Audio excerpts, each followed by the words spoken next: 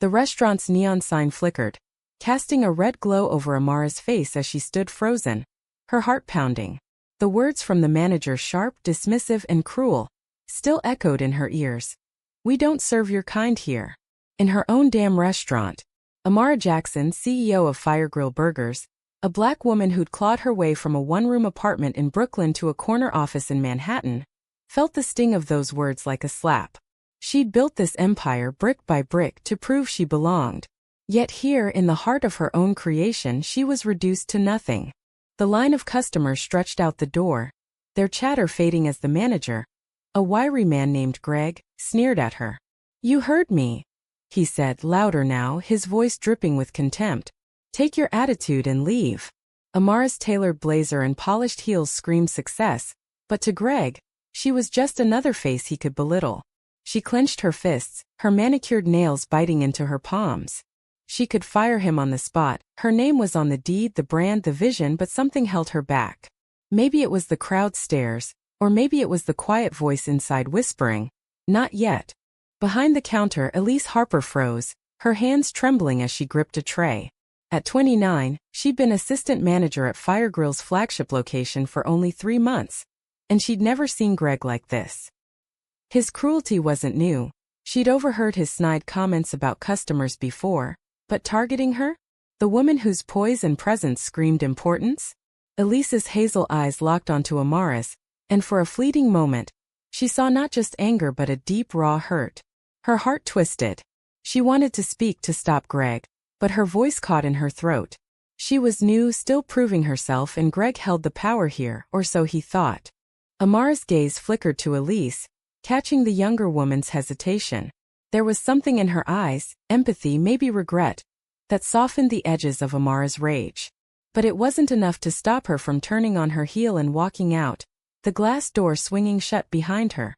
The city's pulse thrummed around her. Honking taxis, the chatter of pedestrians, the weight of her own empire pressing down. She wouldn't let this slide. Not today, not ever. Back inside, Elise's stomach churned as Greg laughed, brushing off the incident like it was nothing. "Some people think they own the place," he muttered, tossing a rag onto the counter. The other employees exchanged uneasy glances, but no one spoke. Elise's mind raced.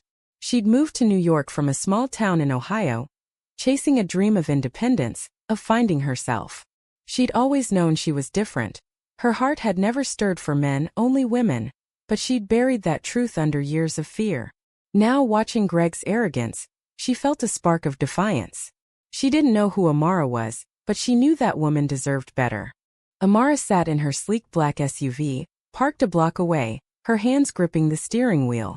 She'd opened Fire Grill to create a space where everyone belonged, black, white, rich, poor, anyone who loved a damn good burger. It was her sanctuary, her legacy. And yet, tonight, it had betrayed her. Her phone buzzed with a text from her COO, Marcus. "Board meeting tomorrow. You good?" She typed back a quick fine and tossed the phone onto the passenger seat. She wasn't fine. She was furious. But more than that, she was determined. Greg would learn exactly who he'd messed with. The next morning, Amara stood before her bathroom mirror, adjusting her silk blouse. Her reflection stared back, strong, unyielding, but tired. She'd spent the night replaying the incident, each word carving deeper into her pride. At 38, she'd faced racism, sexism, and every otherism thrown her way. But this felt personal. Fire Grill was hers. She'd poured her soul into it, from the secret sauce recipe to the community outreach programs. And now, some small-minded manager thought he could strip that away? Not on her watch. At the restaurant, Elise arrived early, her auburn hair pulled back in a tight ponytail.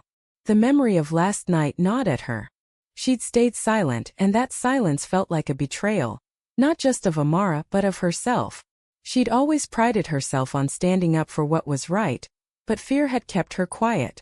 Greg sauntered in, his smirk intact, and Elise's resolve hardened. She didn't know how, but she'd make this right. Amara's heels clicked on the polished floor as she re-entered Fire Grill at noon, her presence commanding silence. The lunch rush was in full swing, but every eye turned to her. Greg, wiping down a table, froze. Elise, behind the counter, felt her breath catch. Amara's voice cut through the hum of the restaurant, calm but razor-sharp. Greg, we need to talk. Now. Greg's smirk faltered, but he shrugged, following her to the back office. Elise watched, her heart pounding. She didn't know Amara's role yet, but the air crackled with authority. Something big was about to happen, and Elise felt inexplicably drawn to her. In the office, Amara closed the door, her eyes locking onto Greg's. Do you know who I am? She asked, her voice low and deliberate. Greg's bravado wavered. He stammered. A customer, I guess? Amara's smile was cold. I'm Amara Jackson, CEO of Fire Grill. And you're done here. The words hit like a thunderclap.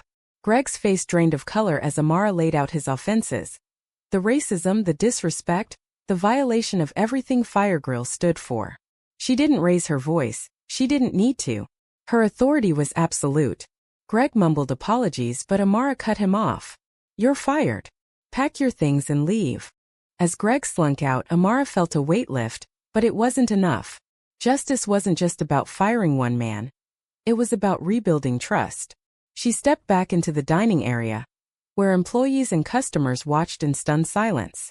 Elise, still behind the counter, met her gaze again, and this time Amara saw something new: admiration, maybe even a spark of something deeper. Amara took a deep breath, addressing the room. Fire Grill is more than a restaurant, she said, her voice steady but warm. It's a place where everyone belongs. What happened last night was unacceptable, and I'm here to make it right. The crowd murmured, some nodding, others whispering. Elise felt her chest tighten. Amara's words weren't just corporate rhetoric. They carried a sincerity that hit her core. She'd never seen someone command a room with such grace under pressure. As the lunch rush resumed, Amara lingered, observing the staff. Her eyes kept drifting to Elise, who moved with quiet efficiency, her auburn hair catching the light. There was something about her, maybe the way she glanced at Amara, quick and shy, or the way her hands trembled slightly as she handed out orders. Amara shook off the thought. She was here for justice, not distractions. But as she sat at a corner table, reviewing reports on her tablet, she couldn't ignore the pull. Elise, meanwhile, was unraveling. She'd spent her lunch break Googling Amara Jackson, her jaw dropping as she read about the CEO's rise. A scholarship kid from Brooklyn, a Harvard MBA. A trailblazer who'd turned Fire Grill into a national chain. The woman she'd failed to defend was a legend. Guilt gnawed at her, but so did something else. A flutter in her chest she hadn't felt since her first crush in high school.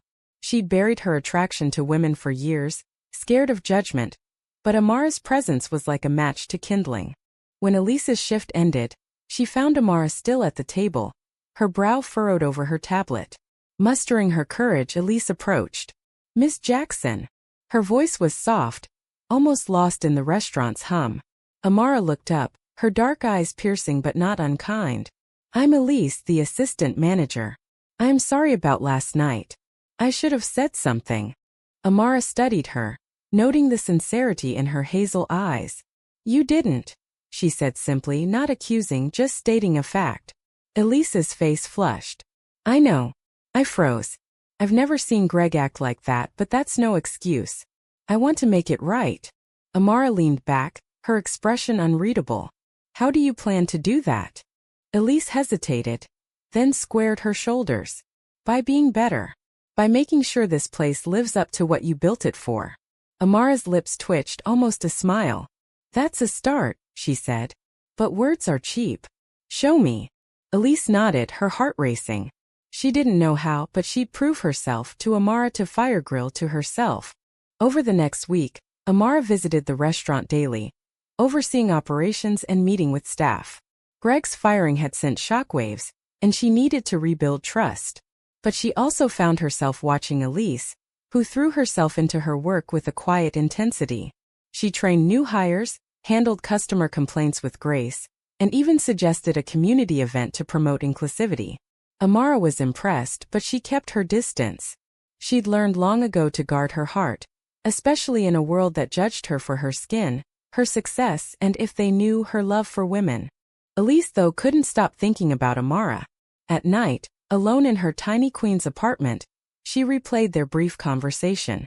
Amara's voice, her strength, her quiet pain. It all stirred something in Elise she tried to suppress. She'd grown up in a town where different meant wrong. and moving to New York was supposed to be her escape. Yet she'd still hidden who she was, afraid of rejection. Amara, though, seemed fearless. Elise wanted to know her, to understand her, to be near her. One evening, as the restaurant closed, Elise found Amara in the back office, reviewing sales data. "Miss Jackson," she said, knocking lightly. Amara glanced up, her expression softening. "It's Amara. You don't need to be so formal." Elise smiled, nervous. "Amara, then. I had an idea for a staff training program on diversity and respect. I thought it could help prevent what happened." Amara leaned forward, intrigued. "Tell me more." Elise outlined her plan. Workshops, guest speakers, a focus on empathy. As she spoke, her confidence grew, and Amara listened, nodding thoughtfully. When Elise finished, Amara said, "That's good. Really good. Let's make it happen." Elise beamed, her heart soaring. For the first time she felt seen. Their collaboration began, and with it a cautious connection. Amara admired Elise's passion, her willingness to learn. Elise, in turn, was drawn to Amara's strength, her quiet moments of vulnerability. Late-night meetings turned into shared coffees, then dinners, their conversations shifting from work to dreams, fears, and pasts. Amara spoke of her childhood, of proving herself in a world that tried to box her in. Elise shared her own struggles, her conservative upbringing, her fear of coming out. Each revelation brought them closer, but both held back, wary of crossing a line. One rainy evening, as they sat in a quiet diner across from Fire Grill, Amara's guard slipped. "I've always had to be perfect," she admitted, stirring her coffee. "No mistakes, no weakness. Being black, being a woman, being me. It's like the world's waiting for me to fail." Elise reached across the table, her hand brushing Amara's. "You're not failing," she said softly. "You're inspiring." Their eyes met, and for a moment the world fell away. The touch lingered, electric, but Amara pulled back, her heart racing. She'd dated women before, discreetly, but never let anyone too close. Her career, her image, it all demanded control. Elise, though, was different. Her sincerity, her quiet strength, chipped away at Amara's walls. Elise felt it too, her pulse quickening. She'd never been this bold, but Amara made her want to be brave. Their work together intensified. The diversity training program launched, earning praise from staff and customers. Elise's confidence grew, and Amara began to rely on her, not just as an employee but as a partner in her vision. Yet the tension between them simmered. A brush of hands during a meeting, a shared laugh over a late-night spreadsheet. It was intoxicating, terrifying. Amara knew the risks. A CEO dating an employee, especially in a world quick to judge. Elise feared rejection, her old insecurities whispering that she wasn't enough. One night, after a successful community event at Fire Grill, they stayed late, cleaning up. The restaurant was empty, the city quiet beyond the windows. Elise, stacking chairs, turned to find Amara watching her. "What?" Elise asked, smiling nervously. Amara stepped closer, her voice low. "You're different, Elise. You see me, not the CEO, not the headlines. Just me." Elise's breath caught. "I've always seen you," she whispered. They stood inches apart, the air thick with possibility. Then Amara closed the gap, her lips meeting Elise's in a soft, tentative kiss. It was a spark, a release, a promise. Elise kissed her back, her hands finding Amara's waist, and for the first time both felt free. But as they pulled apart, reality crashed in. "We can't," Amara said, stepping back. "Not like this. Not now." Elise nodded, her heart aching, but she understood. They were on fragile ground. The next day, rumors swirled. A staff member had seen them, and whispers spread like wildfire. By noon, a gossip blog had picked up the story. Fire Grill CEO in scandalous romance with employee? Amara's phone buzzed with calls from her PR team, her board, her friends. She sat in her office, head in her hands, as the world she'd built threatened to crumble. Elise, meanwhile, faced glares from coworkers, her newfound confidence shaken. She'd finally embraced who she was, only to be judged for it. Amara called an emergency meeting with her board, her voice steady despite the chaos. "My personal life is irrelevant," she said. "Fire Grill stands for inclusion, and I'll fight for that, no matter what." The board was split. Some supported her, others saw a PR nightmare. Elise, meanwhile, confronted the staff. What you think of me doesn't change who I am, she said, her voice trembling but firm. I'm here to do my job, and I'm damn good at it. That night, Amara found Elise outside the restaurant, staring at the city lights. I'm sorry, Amara said. This is my fault. Elise shook her head. No. I chose this. I chose you. They stood in silence, the weight of their choices heavy. Amara wanted to reach for her, to hold her, but fear held her back. Not fear of judgment, but fear of losing what they just found. The scandal grew, fueled by social media and tabloid headlines. Amara faced pressure from investors to clean up the mess. But she refused to back down. She'd spent her life fighting for her place. Her race, her gender, her love, and she wouldn't apologize now. Elise too stood firm, refusing to hide. She came out to her family, her voice shaking as she told her parents over the phone. Their silence hurt, but she felt lighter, truer.